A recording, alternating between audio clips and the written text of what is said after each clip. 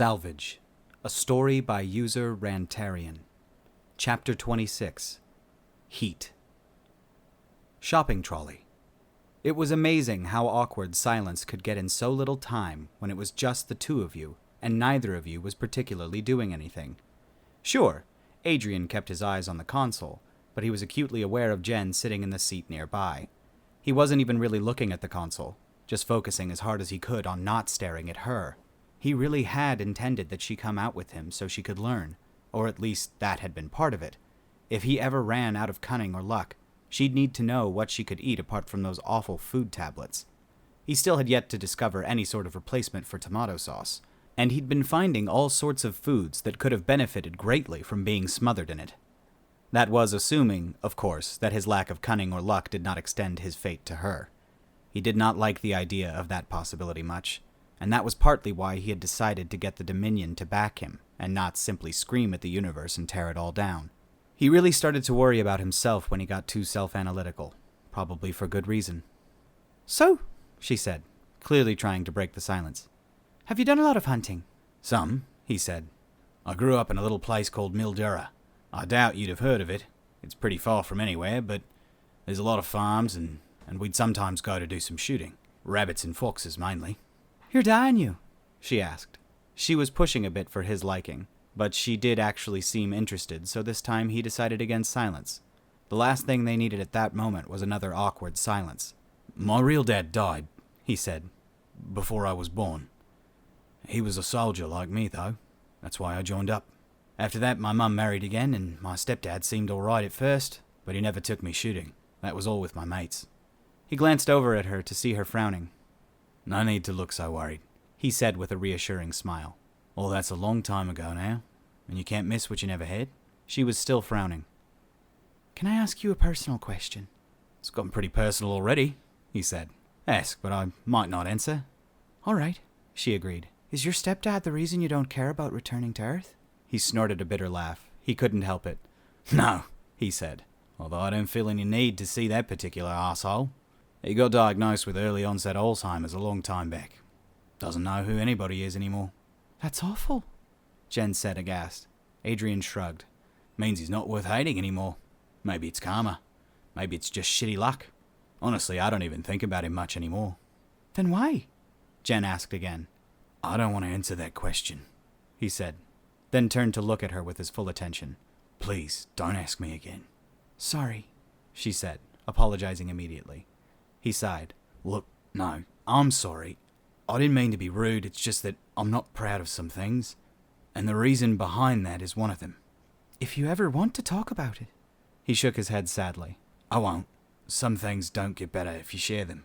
Some wounds only heal if you can forget about them." "I've made this awkward," she lamented as it grew quiet again. He laughed. "As long as we can keep it from being awkward and silent." "Well," she said, "why don't we talk about me?" "Please," he said, looking at her with a wry grin. "You're like an open book." She had the decency to look insulted. "Oh, you think you know all about me then?"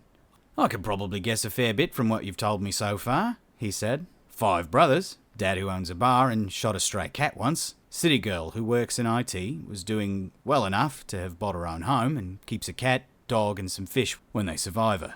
It doesn't bespeak an exciting life." "I'll have you know my life was plenty exciting," she replied indignantly, then paused with greater uncertainty. "You remembered all of that?" Adrian quickly returned his eyes to the console that wasn't doing anything in front of him. "Yeah, well, I have a good memory." "Right, well, I bet I could tell you something surprising about myself," she said, then grew thoughtful. "Not coming up with anything?" he asked with a wicked grin. "Shut up, you!" she replied with a glare. "It's because you said I was boring." He tilted his head a fraction in a half shrug. "I never said you were boring." The ship chose that time to exit warp into low orbit of Afrag. "And that was excellent timing from the ship," Adrian said with a grin. "Oh, you don't get off that easy," Jen told him. "There's still plenty of time to talk about this before we land." Zoddersill. "I don't understand what's so difficult about this request," Karr said, arguing with the supplier of the comlink in her office. "It's very straightforward. If you can't do it, just send me back the basic components, and I'll enlist the help of someone who can." "What we haven't been able to figure out, Officer Karr," the hardware supplier replied, is why a ship would require this kind of quantity of mining equipment. Detonators and explosives aren't much use aboard a starship. In fact, they might be dangerous. That's why they're a restricted item. Trichlor hissed softly in frustration. Well, unrestrict them. Or are you telling me that it's actually going to be easier to steal this stuff from the Kelsi than buy it from you? These aren't my rules, Officer Trichlor, the supplier protested. I must comply with Dominion law. How do I get these then? She asked. And let's pretend that I'm in a hurry. You would need to be registered as a mining company, the supplier explained. The rest of the stuff, including the actual detonators, is no problem. I can send it over on the next shipment if you still want it. She sighed. Do it. I'll see about getting registered as a mining company. Do you know how long that normally takes? Usually several months, the supplier told her. You might have the connections to fast-track it, but I don't. I'll set aside the explosives for you for about a week, in case a miracle happens. Thanks for your help, Trichlor said as she'd terminated the link. She turned back to the plans she'd written out, based on a combination of Earth tactics and Dominion technology. Right now, she was working on missiles that would be compatible with the Zoddersil's launching mechanisms. Adrian had explained the concept to her after she'd queried what they were for, and now that she considered it, she realized she was about to ruin space warfare for everyone. Well, she said ruefully, maybe it'll usher in a new age of peace. Cheer coughed, alerting her to his presence by scaring the daylights out of her. Didn't see me here? He asked good-naturedly, standing in the doorway. Sounded like an intense conversation. Apparently you can't get explosives without being a registered mining company, she complained, and becoming a registered mining company may take several months. The woes of the engineer, Cheer said. Never the right parts. Is there something I can do to help? Can you get me 200 kilos of Indelfrex? She asked him unconfidently. Because that would be a good start. They use that on asteroid mines, don't they? He asked. I'm sure Gao purchased a large amount to kickstart mining in our own system. I don't know where they use it, just that it's too dangerous to be on starships. Well, he said thoughtfully, I'm sure it wouldn't take much effort to hop into a hunter vessel and go steal a load from some Kelsi miners. We are privateers now. I was just being sarcastic about that, Trichlor replied.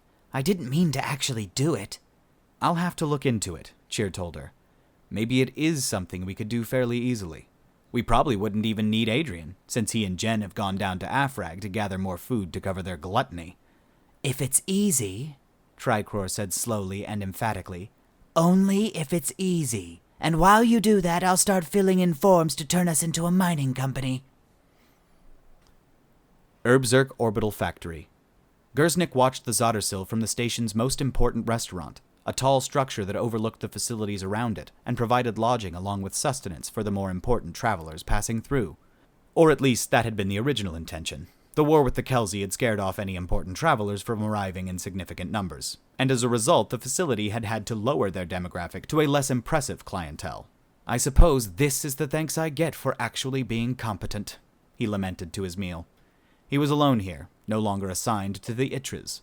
Rookelkirk had maintained her position there, thankfully, and ever since the Itras had left dock, he hadn't had much of anyone to speak to. He'd hardly touched his meal. This seat was well positioned to observe the vast bulk of the Zoddersil, although it was at least partially visible from everywhere on the station, and he wanted to be better familiar with the place he would be volunteering to play doctor. He would eventually have to rejoin them, but while the will of the Directorate was absolute, he could at least delay doing so until the ship was close to leaving. It wasn't in the spirit of their order, but it was technically obedient, which was even better.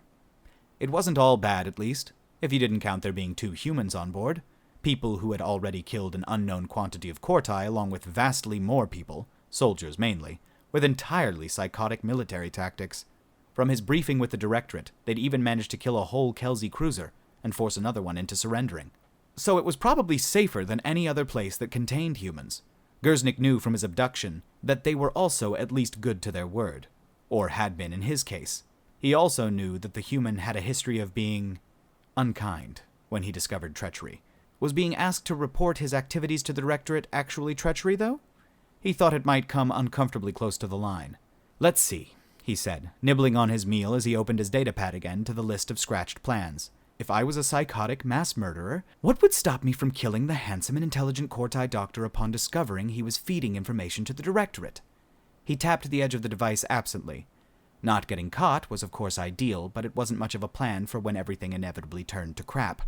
I could have an escape plan ready, I suppose, he mused, with further nibbling on his subpar and, by now, very cold meal.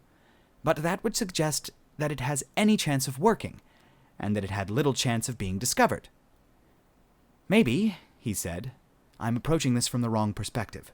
The cool, precise logic of the Kortai mind seems ill-equipped to deal with such irrational creatures.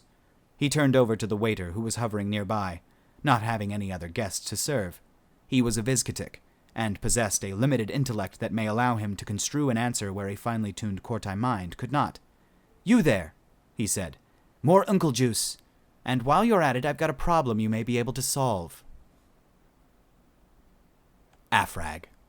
One short atmospheric entry later, Adrian said as he opened the airlock, and we've got ourselves a tropical island paradise. He had done his best to locate a small strip of land outside of the singular continent that held almost all of Afrag's landmass, and it was far enough away from that landmass to have undergone a separate evolutionary process. It was small enough that it shouldn't contain many exceedingly dangerous animals either, but he wasn't going to take any chances on that. He stepped onto the gangway and was immediately hit by a rush of warm, humid air that reminded him of summer in Darwin. Maybe a little too tropical, he admitted. I've never been to the islands here before. Figured we might be able to find something interesting to eat. Jen stepped onto the gangway alongside him. Phew! I've never been anywhere this hot before. The air feels thick. It's heavy humidity, he said. On Earth it normally gets better as night takes over, but I couldn't say what happens here. It's beautiful, though, she said, looking out towards the apparently endless blue-green sea. We're probably the only people to have ever seen this view. It's likely, he said. This is a Class 11 world. A death world according to the Dominion, but Earth is a Class 12, so, grain of salt.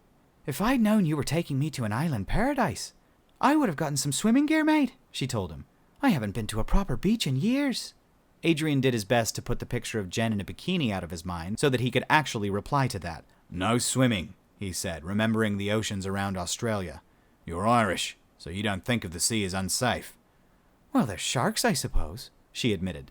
And jellyfish, and stonefish, and crocs, and any number of other things that will basically kill you in a hurry, he replied. Don't trust the water. He was satisfied that she was now looking at the sea with a healthy sense of caution. Sorry, I didn't mean to spoil it for you. No, she said. You're right. I wasn't thinking of any of those things. I guess that coming from the most deadly continent on Earth must prepare you a little bit for the dangers of other worlds. I'd be lying if I said it didn't help, he said with half a shrug. Mind you, even though I made sure the ozone layer is in good nick, being out in this sun makes me want to go find a bottle of sunscreen. She laughed at that. I hadn't even thought of sunburn. I suppose I must seem a wee bit sheltered after all. A wee bit, he said with a grin. Now, I think it's time to teach you how to shoot. Jennifer Delaney, mid-20s, wishing she'd dressed lighter for the tropical heat, and firing an alien-made rifle at the alien approximation of a stack of tin cans. Adrian had presented her with her very own space rifle, apparently a smaller, better-developed version of his own. He described it as being about 1,000 times more deadly than almost anything she'd come across in the galaxy, provided she wasn't on Earth, but that for the most part it could be used for hunting. He had even provided her with a box of small, pointed metal slugs that she did not yet need to use, not while practicing on the alien tin cans anyway. She hadn't ever really used a gun before, and Adrian had to show her how to hold it, how to stand, and how to aim. This had required him to stand very close indeed, with his hands on her and his head next to hers to help with the aiming part of things. That had been so distracting that at first she hadn't managed to hit the tin cans at all, but soon she was missing them on purpose, so that he'd continued to help with her aim. At least he was patient and didn't seem to mind. They must have been there for hours, getting her to the point where she could no longer believably fake incompetence. And the sun had passed to mid-afternoon before Adrian seemed satisfied with her shooting. Let's talk about the hunting then, he said, wiping the sweat from his brow onto his well-muscled but equally sweaty arms. The animals here don't know to fear us. That helps you get closer without them running away. But predators won't know to fear you either. They'll just see you as prey like everything else. Don't you normally go hunting with the hover stuff? Jen asked him. Although it doesn't look like you've got one of those for me. I didn't have time to get one of those made, he replied. And if it comes to that, I'll be looking to get something proper made for us both. Today, we'll be looking for some easy prey to get you used to the hunt. Then I'll show you the messier bit of the job. Great, she thought. A day full of being pressed up against Adrian, followed by an evening of shooting animals and cutting them apart. It was going to be difficult to make that romantic in any way.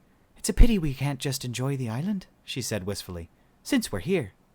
He frowned, looking around in various directions. "I suppose we could do that for a while.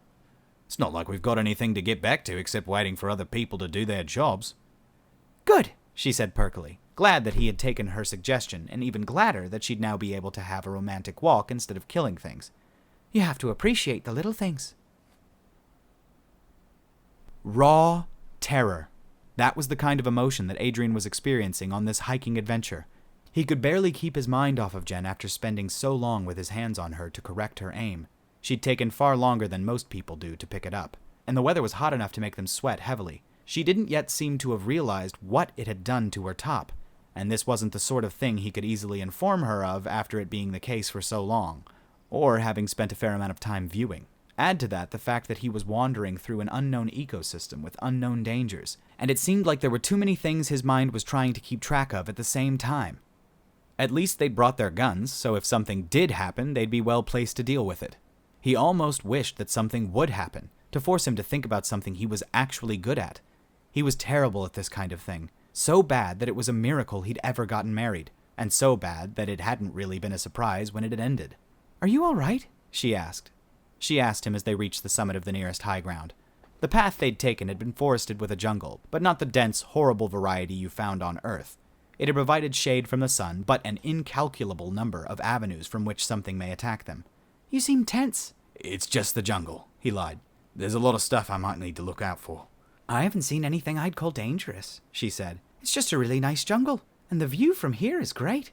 The view was good, with the sun getting lower in the sky and filling the horizon with pinks, oranges, and reds. But Adrian was fixated on another view altogether. "Yeah," he said truthfully. "It's a good view." She noticed him looking and blushed. "I meant the sunset." "I didn't," he replied, his mouth saying the words without waiting for his mind to tell him not to. His mind had proved itself complete crap at this, and as far as he was concerned, it needed to take a back seat for a change and let other parts take over.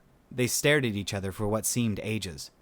"Adrian," Jen began, her voice wavering. The datapad in Adrian's pocket beeped a warning. Something had been detected by the shopping trolley's sensors. They paused. It beeped again, and this time he slid it from his pocket and glanced at it. Something had been detected. That something was hunters.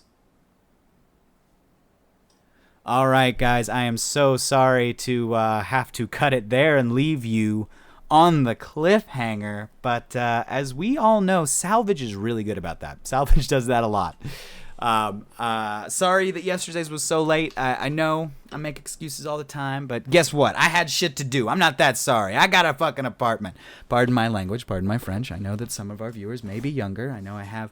I've been looking at my demographics. It's anywhere from 13 to 64. No one's 65 though. No 65 plus. You're not allowed. That's not true. Anyone who's 65 plus, please join us. I need to hit 1,000 subscribers. I need those 1,000 subscribers. We gotta get them. But thank you guys, seriously, so much for being here with me today. Thank you for taking time out of your busy schedules. If you enjoyed it, please hit like. That really helps me a lot. If you didn't, please. I'd rather you didn't hit the dislike button, but if you gotta show the way you feel about it. That's fine. But also let me know in the comments, what I can do better. And thank you guys. I will see you in the next one. Bye.